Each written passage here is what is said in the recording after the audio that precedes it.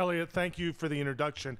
What I'm going to try to do, as Elliot suggested, is take you inside the campaigns, give you a sense of how they're making strategy and how they're thinking about the elections. It's hopefully a different perspective that you get as you look through campaigns. And I've tried to do a balanced presentation, and if you get a sense that I'm taking one side or the other, then I haven't fully succeeded.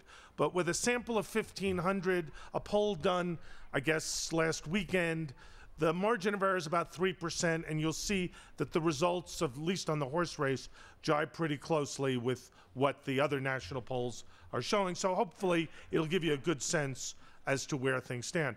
Obama has a slight 5% lead over McCain, but I think it's a clear lead. And the support he has lies really in the support the Democrats have and the unambiguous desire for change and fresh leadership people have.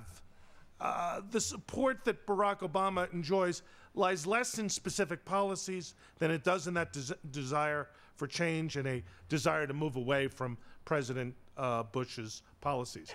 What startled me about the poll is that the economy remains a sleeper issue.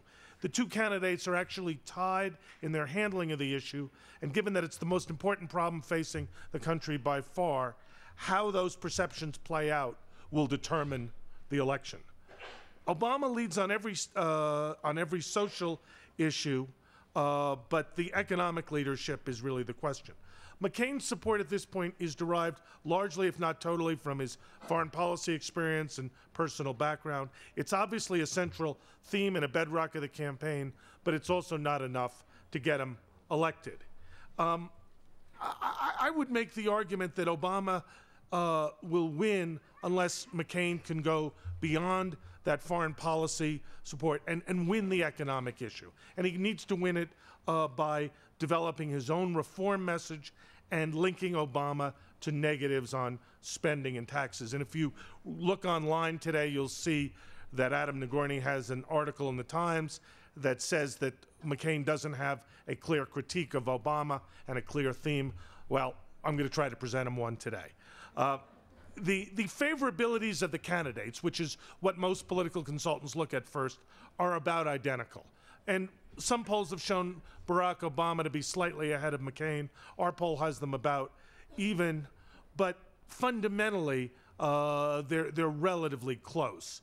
But McCain is yet to challenge any of the premises behind the Obama candidacy and is allowing him to consolidate support in ways that give him the slight but clear advantage that I suggested because of the desire the electorate has for change. And defining change and defining experience are the keys for both candidates. I make the argument, and I do this without any value judgment, that the Republicans and McCain can only win if they make the case that Obama and or his policies are unacceptable and will take the country in the wrong direction. Barack Obama does not really have to go that far simply because there's such a strong desire for an alternative to President Bush. I think Obama's had a very successful week. Probably hasn't gotten him a lot of votes, but by moving to the center, I don't think he's going to lose a lot of votes on the left. I do think that he's going to pick up support in the center over time by inoculating himself from the attacks that almost certainly will come.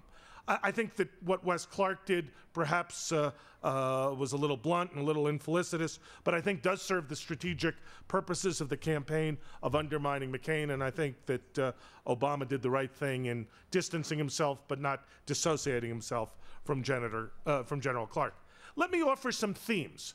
Politics is ultimately about themes, and it's ultimately a pretty simple business. And I'm reminded of the old joke, sorry to write you a long letter, I didn't have time to write you a short letter. Well, if in a campaign you can't summarize in a sentence or two what it's about, then you will fail. And to me, John McCain, strong and experienced leadership for a secure future is the positive.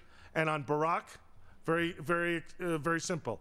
Experience or inexperience, America can't afford. Probably inexperience, America can't afford. I would make the argument that that latter part is particularly important for McCain and is something he has not yet gotten to.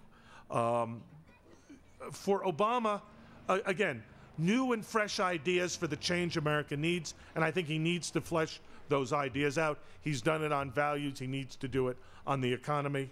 And on John McCain, he's made it very clear that he sees McCain as a third term for Bush and rejecting the politics of the past. So I think it's probably no secret that I think that McCain has been less successful than Obama in defining the race.